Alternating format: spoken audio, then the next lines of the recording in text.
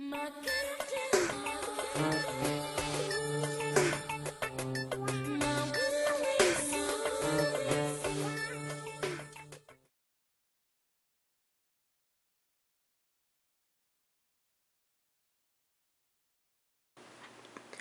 YouTube, this is Edith, and today I wanted to show you guys something really quick and easy that will really help your accessories.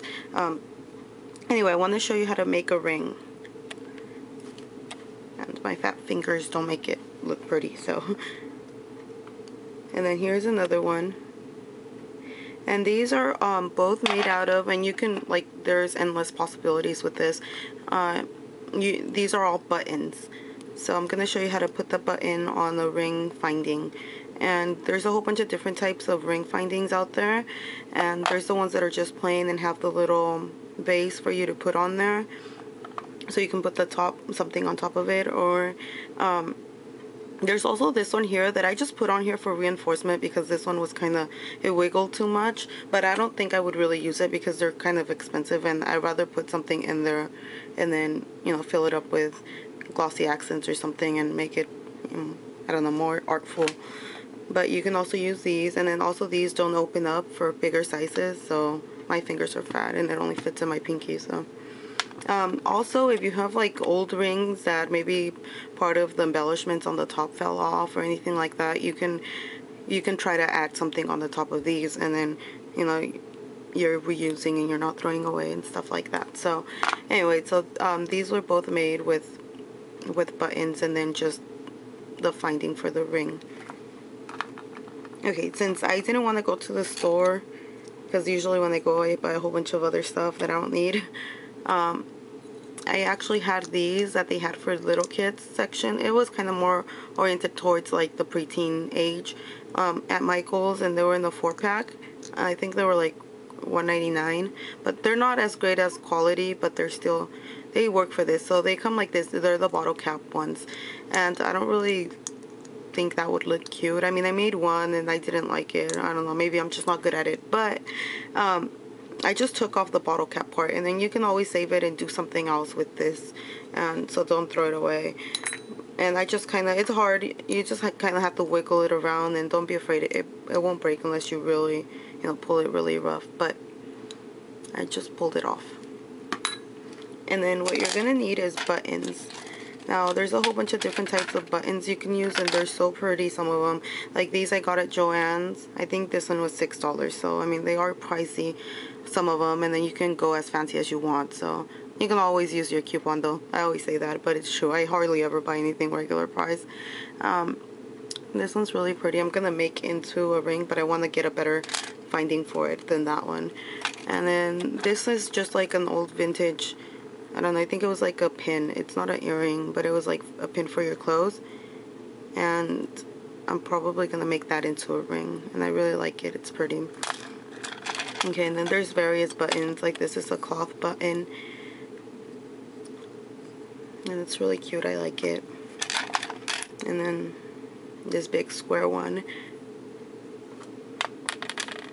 and you can make little ones like this little flower. And this one's plastic,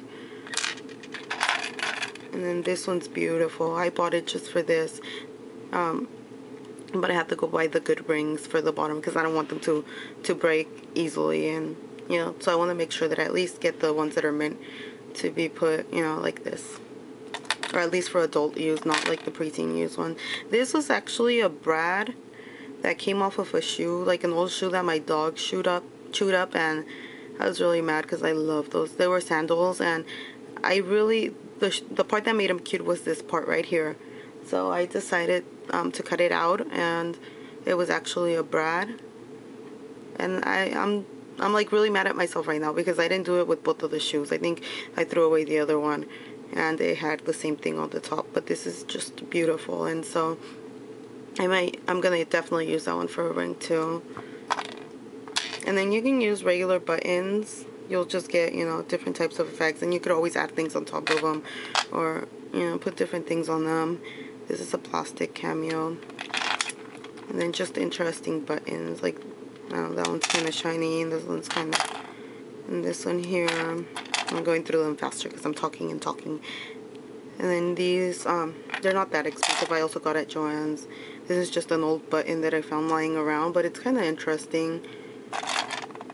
And this one was just a clear one, but I put the alcohol ink at the bottom just a little bit, and they gave it a different color.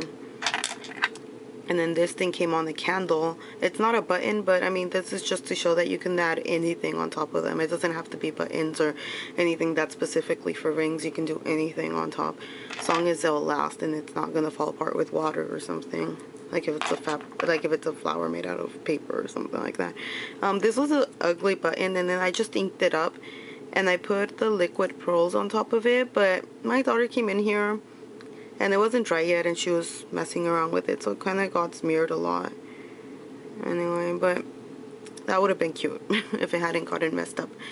And then the ones that I'm going to use today, these are just ones that I also put alcohol inks on, and I'm going to use this one here, I think. And it's just because it's like a button that didn't cost me a lot, and since it's going to be on that flimsy one, on the flimsy ring, it's not that flimsy, it's just not the quality that I want to use for a prettier button. But yeah, and then these ones you can open up, which I always like getting because I have fat fingers. So what you're gonna need is your button. We're finally getting to the video part of it, the tutorial part. And then your ring finding. You're probably gonna need something to cut the bottom of the button with, so any one of these three will work. It's just I'm gonna use the combination of three, but you know, one of them might give you a harder time than the other. So these are just wire cutters, side wire cutters, and these are memory wire cutters, so they're a little bit more heavy duty. And then the scissors, and then the main ingredient for this, it's gonna be the E6000 glue. So since I already took off the bottle cap from this, I'm just putting this aside, and we're gonna cut this part off so that it's flat. So I'm gonna start with these ones here. And it doesn't have to be pretty because it's gonna be underneath, but it does have to be somewhat flat. Not if it's not completely flat, it's okay, but as long as it's, you know, getting there. And then to get these ones off, I think I'm gonna use the side cutters because they get more towards the bottom, but I like to start off with the big ones because they cut them quicker. If I didn't have these, I'd probably use the scissors, but these are more efficient. Anyway, that's pretty flat. It doesn't have to be any more than that. And then what you're gonna do is you're gonna lay down the button, and then this part is gonna go to this right here, but you're gonna put glue. But lay down the button like this with the bottom side up, and then put the glue on top of the button because it'll be harder if you try to do it the other way around. And now this glue won't open, so I'm trying to open it back here. Okay, here we go. Now this is liquidy and it'll dry up, but if you put too much, it might move around. But then again, if you're worried it won't stay, you might want to put too much and just watch it that it doesn't move around while it's drying. So all you do is put a dot in the middle. It's very simple, this technique, and then you grab this part here and you're gonna put it in the middle. You're gonna squish it down in the middle, and so you can move it around a little bit. I'm just kind of making sure the glue's smeared out.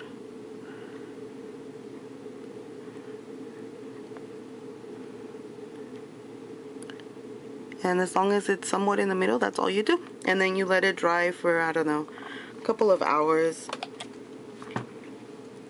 Let me read the back. It usually tells you how long it takes to dry in the back, but I don't know. If you're worried about it, just leave it overnight and it'll be ready when you wake up in the morning. And then you'll get something like this. I'll show you guys once it's dry, but then you'll get something like these two rings that I already made. And that was a button. You can probably tell it looks very much like a button, but it's very vintage looking and I like it. It goes with a lot of my clothes actually. And then this one here is more colorful, and it was also a button, and then I just glued it on there. So yeah, I'll come back once it's dry and show you guys. Okay guys, it dried and here it is. And you guys can see that you can see the little gel because it dries kind of like a I don't know what to call it, but it was kind of rubbery anyway, but you can see it, but it's clear. So just, you know, don't put it anywhere that you don't want it to be seen. Like if you're going to be putting something on the top, then you have to be very careful not to get it anywhere. But other than that, it's really simple. And then like I said, I like these ones because my fingers are fat, so I can close it and open it up. So there it is, and it's just a button, but it's a cute ring. If my fingers weren't so ugly. Anyway, it would be. Anyway, so here it is, and here are the other ones that I've made. I've made other ones, but they're lying around somewhere. My daughter was playing with them, but